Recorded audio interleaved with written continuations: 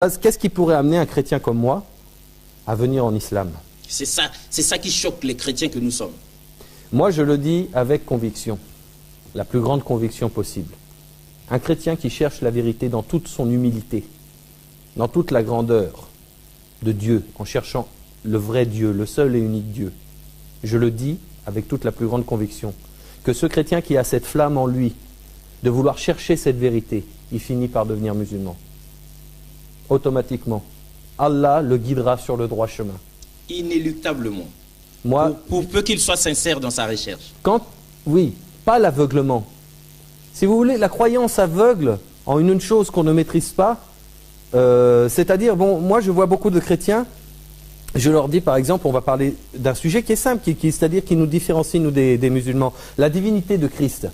Quand on demande à un chrétien, à un pasteur, un prêtre, un révérend, c'est-à-dire tous ces hommes de Dieu dans le christianisme, même aux anciens des témoins de Jéhovah, avec qui j'ai eu beaucoup discuté, parce qu'eux aussi, ils ne disent pas, vous voyez, les témoins de Jéhovah ne disent pas que Jésus-Christ est Dieu. Ils disent que c'est un être divin. Un être divin. Donc c'est le Fils de Dieu. Le Fils de Dieu. Mais que ça. Voilà. Pas Moi, je veux juste qu'on me donne un seul verset.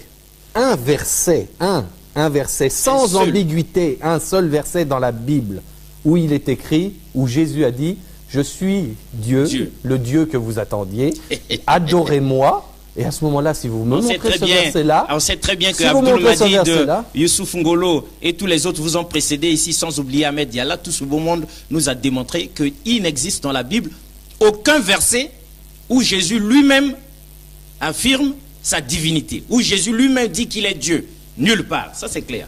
Pas d'ambiguïté. Il n'y a pas d'ambiguïté, ça n'existe pas. S'il y en a un, montrez-le-moi, mes chers frères, et à ce moment-là, je me convertis au christianisme tout de suite. Il n'y en a pas. C'est-à-dire, je reviens vers vous au christianisme. Il n'y en a pas. Il n'est pas. Mais, voyez, ça c'est une croyance aveugle déjà. C'est-à-dire, on suit aveuglément, sans recherche. Parce que le pasteur a dit... On suit aveuglement. Dans la Bible, il est écrit, il me semble que c'est Salomon, s'il dit ça, si mes souvenirs sont bons pour avoir bien relu la Bible, il me dit, mon peuple périt par manque de connaissances. Mais voilà, votre peuple périt par manque de connaissances.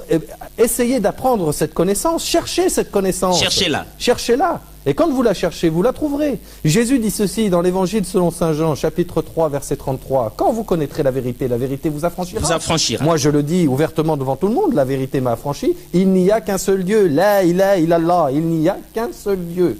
Ce seul Dieu unique.